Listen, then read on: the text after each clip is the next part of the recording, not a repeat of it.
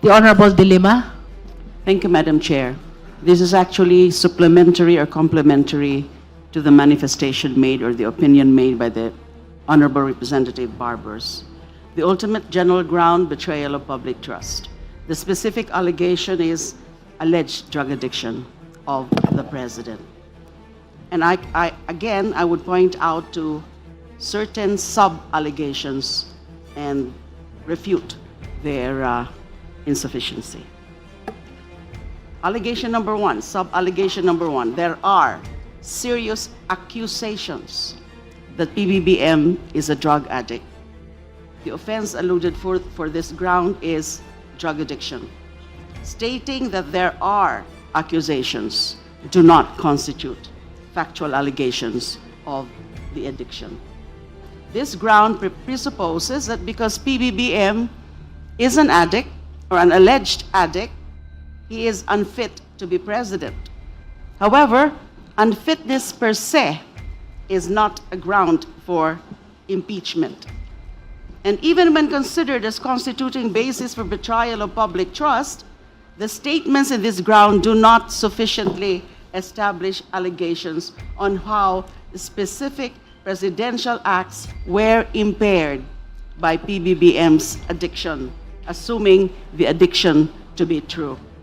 Second sub-allegation, Senator i-IMPEACH, the sister, admitted or alleged or announced that PBBM is a drug addict. Again, this is not a factual allegation, but a conclusion that because Senator i-IMPEACH admitted or announced that PBBM is an addict, then he must be an addict. The most that can be made out of this ground is that there was betrayal of the public trust because of PBBM's failure to disclose his addiction. However, the recital of allegations to this ground is still insufficient in terms of showing the nexus. Kasi yun po importante. The nexus between the facts raised or alleged and betrayal of public trust. Public accusations of PBBM's addiction, Senator i-IMPEACH's claim of PBBM's addiction, PBBM's refusal to submit to a drug test, and his silence on accusations of being an addict still do not constitute the factual allegations necessary to satisfy the legal exercise in the formulation of causes of action that, assuming that they were all true, they establish betrayal of trust. Another sub-allegation is the PBBM is a drug addict because he refuses to submit to a drug test. Again, this is a conclusion and not a factual allegation. Nasabi ko na rin po, that kind of an allegation is still insufficient. The fact that he refuses to submit to a drug test. Another is by being silent. Sabi sa complaint, by being silent on his drug addiction, PBBM betrayed the public trust.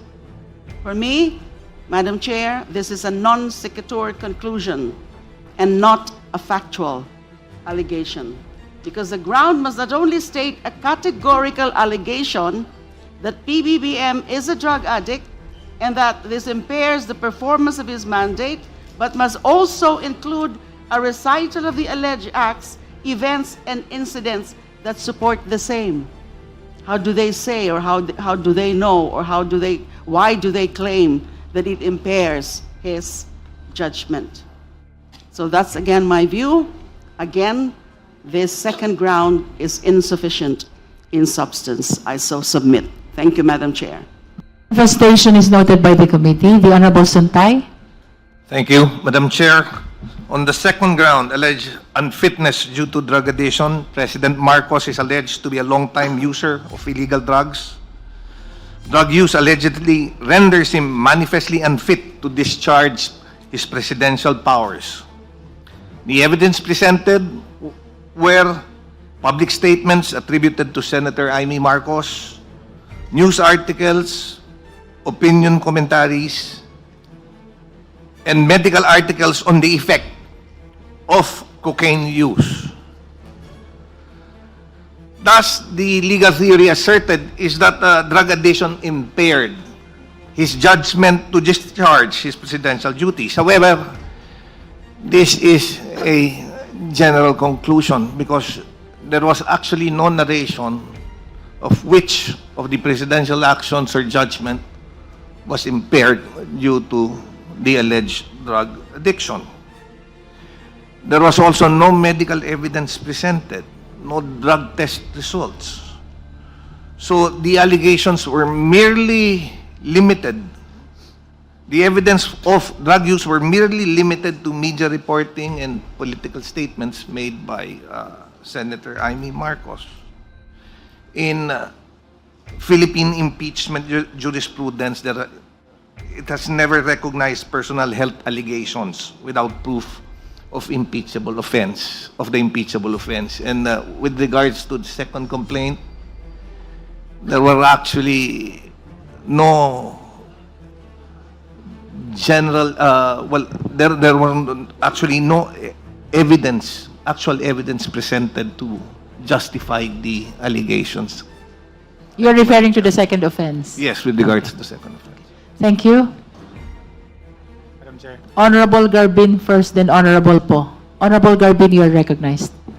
Thank you, Madam Chair. On the alleged drug addiction and moral unfitness, the key factual allegations by the complainants were the President is accused of being a long-time user of illegal drugs, including cocaine, and central reliance is placed on public statements by Senator Amy Marcos, the President's sister, alleging or acknowledging his alleged decades-long struggle with illegal drug use.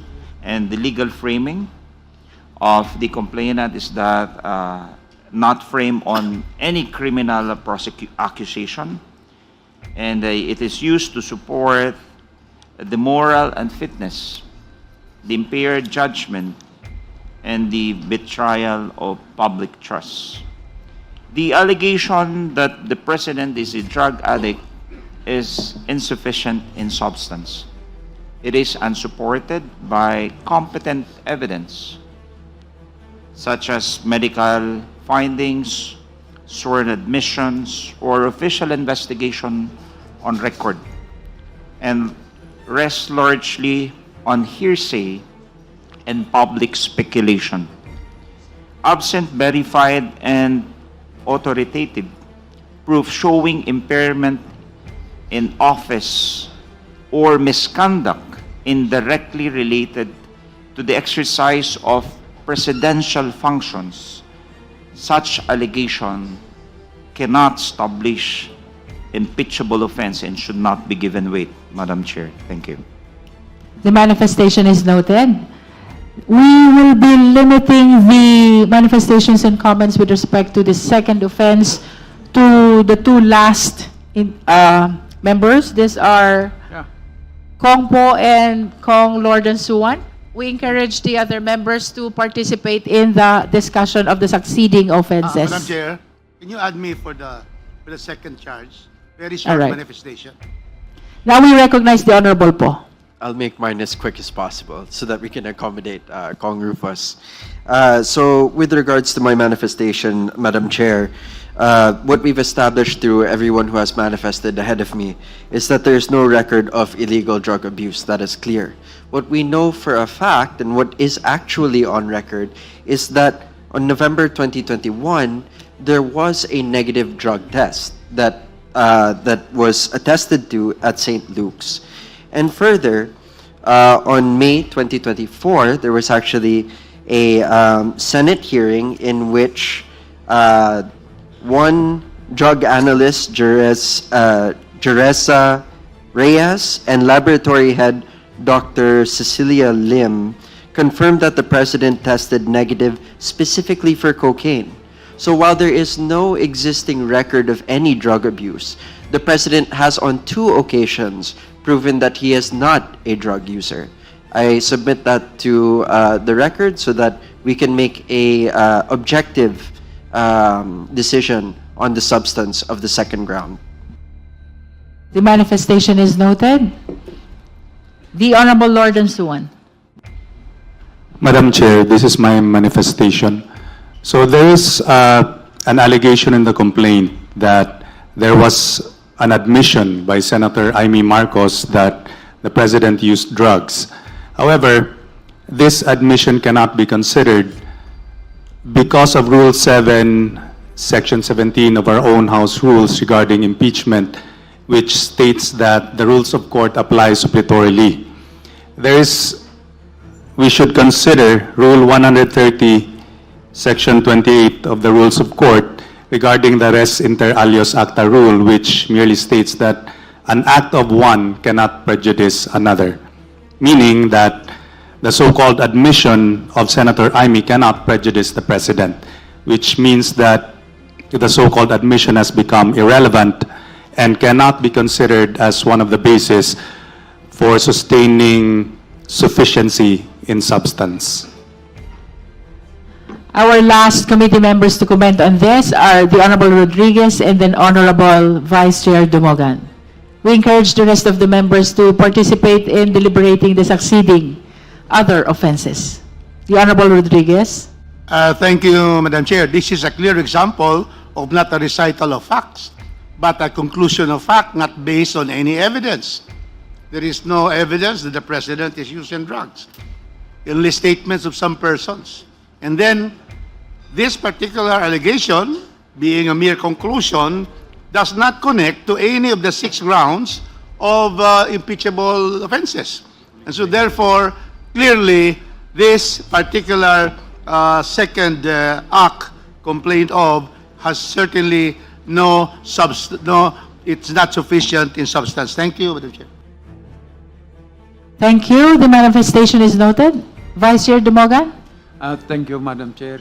In addition to what already been said, which I fully agree, reliance on newspaper clippings is not sufficient. The Supreme Court in Estrada versus Desierto had noted that newspaper reports cannot prove the truth of their contents and generally considered as hearsay. So, looking at all the arguments, because as we said, there's no narration of facts, the arguments will not somewhat come out with a legal conclusion that the President violated a culpable violation of the Constitution, being a drug addict. Thank you, Vice Chair Dumogan. The Honorable Padiernos will be the last speaker on the second offense.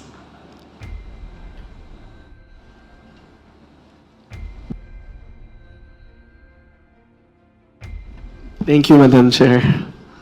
I was already preparing for the next one, but Would you like to I skip? just wanted to join the Honorable Barbers in stating that the impeachment cannot proceed on rumor or hearsay. So that is very clear under the rules.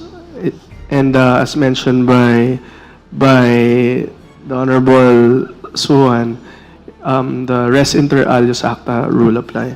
So, and in addition, personal allegations unsupported by medical or judicial findings do not constitute the impeachable offense of betrayal of public trust.